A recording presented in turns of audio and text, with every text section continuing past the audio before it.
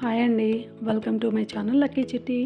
ఈరోజు ఈ వీడియోలో మనము చపాతీలోకి లేదంటే రోటీ ఇలా మనం కర్రీస్ చేసుకుంటాం కదా. సో దీంట్లో ఒక టైప్ ఆఫ్ కర్రీ ఈరోజు మీకు చూపించబోతున్నాను.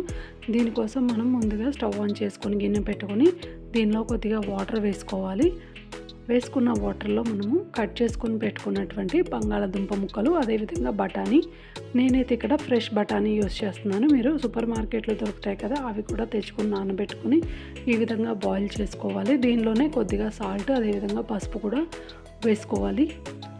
సో ఇవి ఒక పక్క బాయిల్ అవుతూ ఉన్నప్పుడే మనము వేరొక పక్క స్టవ్ ఆన్ చేసి కళాయి పెట్టుకుని, సో మనకి ఏంటంటే దీనికి ముందుగా కొద్దిగా ఫ్రై చేసే ఉంటాయి కాబట్టి సో స్టవ్ ఆన్ చేసుకుని కళాయి పెట్టుకుని దీనిలోనే కొద్దిగా ఆయిల్, జీలకర్ర,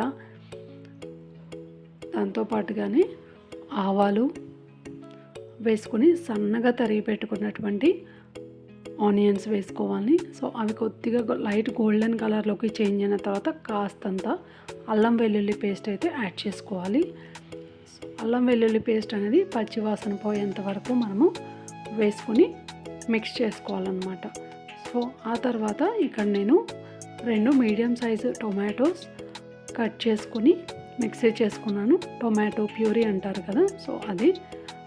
సో ఆ టొమాటో ప్యూరీని కళాయిలో వేసుకుని మిక్స్ చేసుకోవాలన్నమాట. సో దీంట్లోనే ఇప్పుడు కొద్దిగా కారము, గరం మసాలా, ఉప్పు, దాంతోపాటుగానే జీలకర్ర పౌడర్, ధనియా పౌడర్ కూడా వేసుకున్నాను. సో ఇలా వేసుకున్న తర్వాత వీటన్నిటిని కూడా మిక్స్ చేసుకోవాలన్నమాట. మిక్స్ చేసుకుని మూత పెట్టి ఉడికించుకోవాలి. సో అది ఎలా అంటే మనకి ఆయిల్ అనేది పైకి రావాలన్నమాట.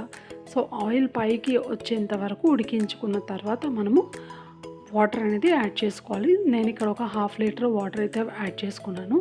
సో ఇది కూడా మనకి బాగా ఉడికించుకున్న తర్వాత వాటర్లో మనం ముందుగా ఉడికించుకొని పెట్టుకున్నాం కదా బంగాళాదుంప, అదేవిధంగా బఠానీ, వాటిని కూడా మనము లాస్ట్లో వేసుకుంటే సరిపోతుంది. సో దీంట్లో ఏంటంటే మనము బాయిల్ చేసుకున్నాం కాబట్టి సపరేట్గా ఉడకాల్సిన పని లేదు.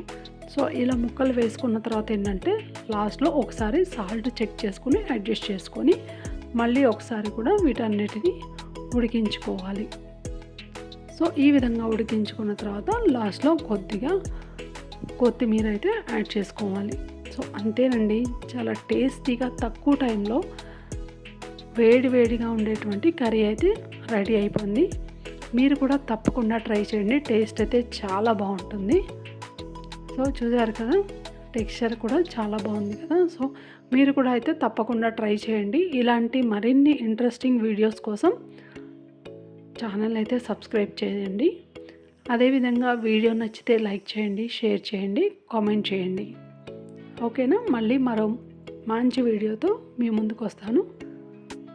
Until then stay tune my channel. Keep watching videos and thank you for watching.